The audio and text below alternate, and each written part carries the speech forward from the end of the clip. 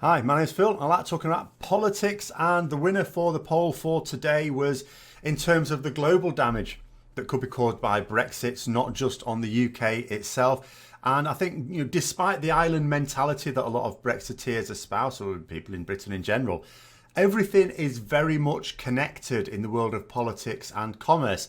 The effects of, in particular, a no-deal Brexit, which at the moment is what we have to treat with because that's the default position, won't just affect the UK but the wider world as well. There is a reason why the IMF have described Brexit as one of the two key threats to the global economy, along with the slump in China.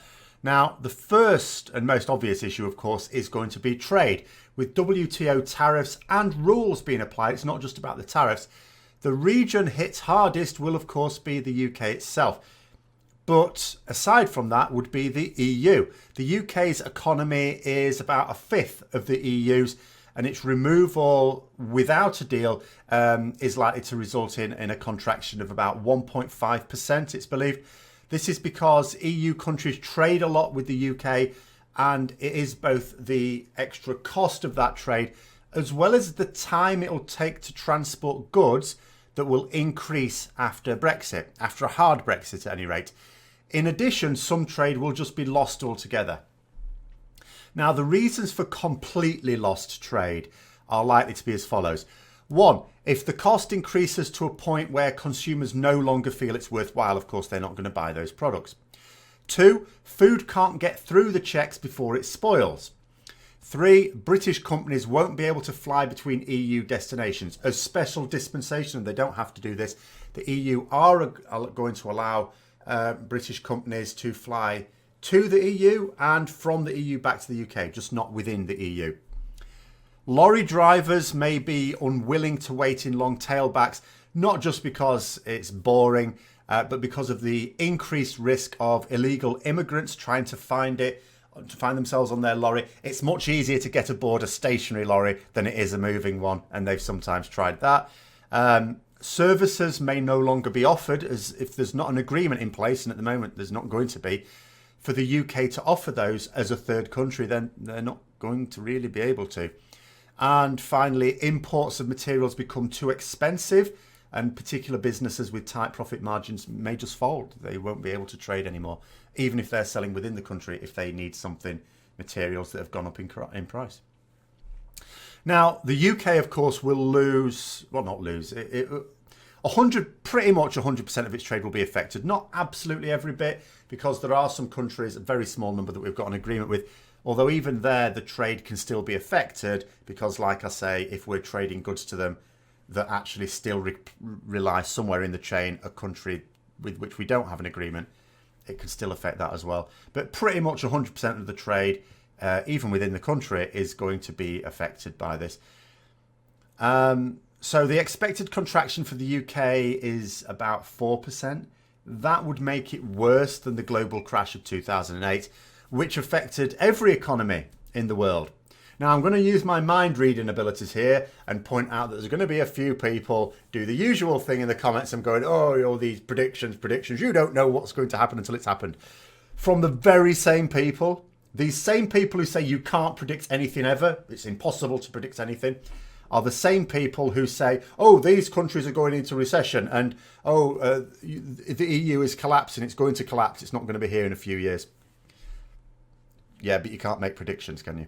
But anyway, going back to the topic of extra UK effects, things outside of the UK, the contraction for the EU as a whole will not be evenly spread, of course.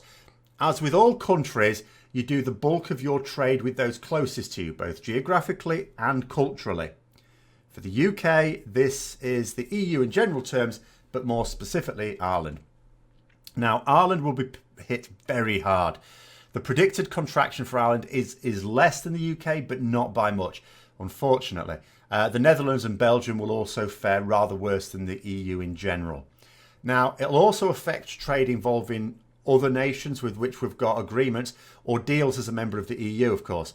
And I say involves rather than just imports or exports to, because even if we're talking about a country that we don't have an agreement with, the EU doesn't have agreements or deals with every country in the world. You might think, well, we could still trade with those. Although when you look at the countries the largest economies, the ones we trade the most with, we actually do. Even when we don't have a full trade deal, we do have trade agreements. But let's just take the countries where we don't. You'd think, well, the trade there at least won't be affected. It still will be, because like I say, if we're going to be exporting goods that require, to produce those goods, it requires materials or products from a country for which we currently do have a deal or an agreement, then that's going to affect the competitiveness there as well. So similarly, importing from those countries becomes more expensive for them because of a weaker pound. Potentially could offset some of the tariffs on our exports. Having a weaker pound makes us more competitive, but no one's expecting the pound to plummet to the point where it would compensate completely for those extra tariffs either. All it's really going to do is make things more expensive to get into the country. Now, one thing Brexiteers who aren't really thinking things through will say is that we can just replace lost trade with some countries. They accept, of course we're going to lose some trade with some countries. Sodom. We'll just trade more with other countries, as if trade is a lever that you just push up or down. But our trading terms with a hard Brexit are at best no different on March 29th. And that's with those countries we currently have no deal with.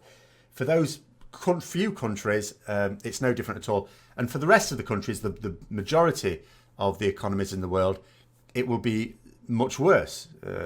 Significantly too much worse, depending. Obviously much worse in the case of the EU, because we currently have no tariffs at all. So if we couldn't trade more with those countries than we already do now, how are we going to step it up when we suddenly become less competitive? Like, trading is all about supply and demand. There isn't going to suddenly be more demand for our goods once they're more expensive. Oh, I see Jaffa cakes have gone up by 30%. We'd better buy more of them. And the same works for other nations as well. Countries currently exporting goods to us will also find them more expensive due to a combination of tariffs, greater transport costs, and the weakening pound. Those foreign businesses are not just going to be able to sell those goods somewhere else because there isn't a market for it. If there was a market for those goods somewhere else, they'd have either increased production and already be selling there, or a competitor would have done it. Ultimately, when there's a market for anything, a business will pop up or expand to supply that market. The idea that there are empty markets, hundreds of billions of pounds worth of empty markets all over the world just waiting for our goods is, I don't really know what that is. I'm not sure there's a word in the English language that expresses that level of delusion. In addition, there is a difference between a managed hard Brexit and a disorderly hard Brexit, as the IMF calls it. If Parliament had already made the decision to leave without any deal at all, businesses in the UK and around the world, as well as governments, would have clarity. Once they'd managed to extract their palms from their faces, they would at least know the situation and step up preparations. Some countries have done this as a precautionary measure, though the UK hasn't really. And maybe some people, I sort of do, take it as a sign that the government really doesn't intend to leave on those terms. I mean, just take border checks as an example. So look at what some EU countries have done, including Ireland and others as well. They've hired a load more people. They've hired more vets to do checks at the borders. They've hired more customs officials. What have the UK done? We put the army on standby. Why? Because it would cost a right load of money to hire a load of new border staff. But it would be necessary if we were going to crash out with no deal. But it costs next to nothing just to say to the army, sorry, you can't have any leave in April. So I personally believed it's a deliberate ploy to use as a bargaining chip. The government don't really believe we're going to crash out. They just want to give the impression that we're prepared to in order to exact some concessions. And as a general strategy, that may not be too bad. The problem is that the concession we seem to be wanting to try and get is one that the EU can't possibly give. There are potentially some concessions they might, but it's all about this backstop, and that's something they can't do. It's not possible. So basically, I think that we're bluffing about being prepared for no deal. Now, I'm not saying that I don't believe we'll crash out. I just think the government don't believe it. But of course, if their bluff is called by the EU, and quite frankly, if I'm looking at the situation and thinking this seems to be a bit of a bluff, and I could be wrong, but someone else explained to me without using the word incompetent why it would be that other EU countries are increasing their border forces for checks and we are not. Explain to me how that makes any sense otherwise. But the situation is at the moment, of course, unless MPs have a cunning plan, which is possible, we have to assume that their actions suggest a disorderly exit. Even if they don't intend it, they may be just carrying out this bluff, and then by the time it gets called, as soon as they realise their bluff has been called and they're not actually going to get anything, it may be too late to do anything. So basically that would mean businesses facing unknown trading conditions overnight. Yes, they might know in advance what tariffs would be, although more in a little example in a moment. But they'd have no idea how checks at the borders would proceed. Therefore, they have no idea how long it will take to transport their goods, or even if there's going to be the capacity to transport their goods. This applies as much to countries trading with the UK as for the UK itself. As an example, due to Nissan shifting its planned investment for the X-Trail from the UK to Japan, a few interesting things came up about that. So it takes 6 weeks to ship cars from Southeast Asia to the UK. So you could ship off a load of cars to the UK, let's say in a couple of weeks' time, before Brexit, only to find that by the time they arrive, we've had Brexit, it's come and gone, and now tariffs apply. So when they've sent these things off, they don't they don't know what it's really going to cost. It's like, are there tariffs or not? Because, if we go after no deal, then tariffs should apply. But maybe they won't. Maybe we'll come up with some last minute deal. Maybe the UK will just cancel all tariffs on imports. Even though that'll screw over British businesses, they may just do that to be able to get stuff into the country more quickly. Or cheaply, sorry. I don't know. I really don't know what decision would be made there. And who does know? Certainly not Asian manufacturers who aren't really keen on the uncertainty. So as the IMF's managing director, Christine Lagarde, said, the larger the impediments to trade, the costlier it will be. And this should be obvious, she said. She also had to admit, for some people, it doesn't seem to be.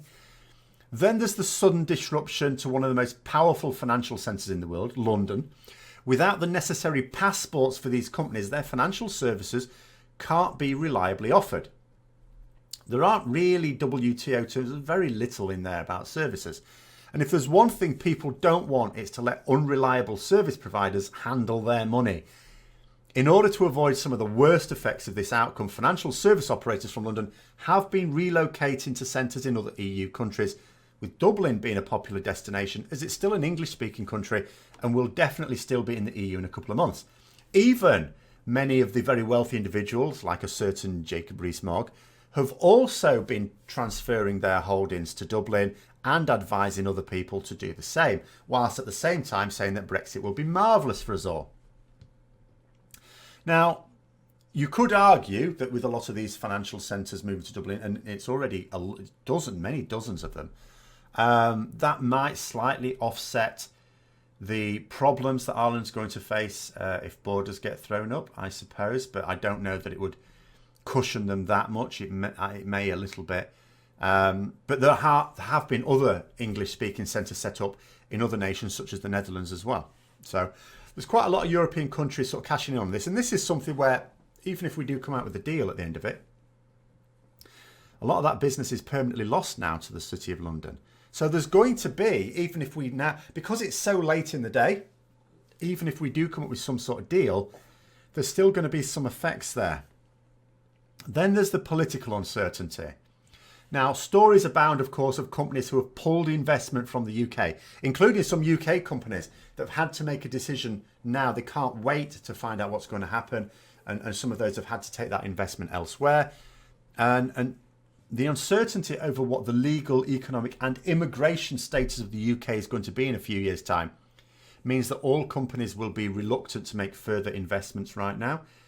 Investing in a new factory or even new capacity within an existing factory means the need for years of fruitful production in order to recoup your costs and make a decent profit. Without being able to know, for example, how easily you're going to be able to recruit workers with the right skills, who may not all be available in this country, as well as issues around labour laws, taxation, transport links and so on. All of that is up in the air. The government has not given a plan on how it wants to proceed, whether we crash out with no deal or go out with the withdrawal agreement. There is no understanding of what the government wants ultimately to move towards.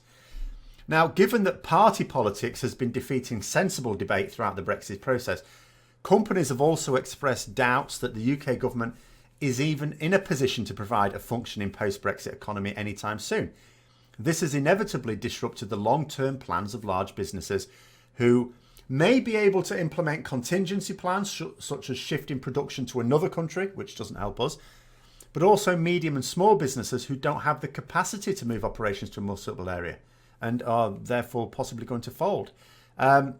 It's not even like they can listen to what the government intends, because we've already shown that our government won't always be backed by Parliament. It's a bit like the withdrawal agreement. You know, the withdrawal agreement was agreed, all 27 other EU nations ratified it. UK did as well. And then we didn't, because our Parliament said no. And that's it. It's this maelstrom of political, legal and economic chaos which is going to swallow up businesses all around the world, not just in the UK. But just like a maelstrom, the closer you are to the eye, the worse the storm will be. So it will hit our closest neighbours more fiercely, potentially ones further out less so. But just like the global crash of 2008, it is going to affect every economy in the world. How could it not? So anyway, that's the damage that the rest of the world is going to be looking at. Hope you found the video interesting. If you did, don't forget to click the like button. Subscribe for further content. Click the bell notification to be notified.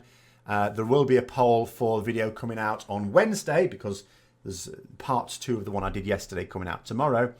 If you've got any comments, of course, throw those down below. I always enjoy reading those. And until next time, I'll see you later.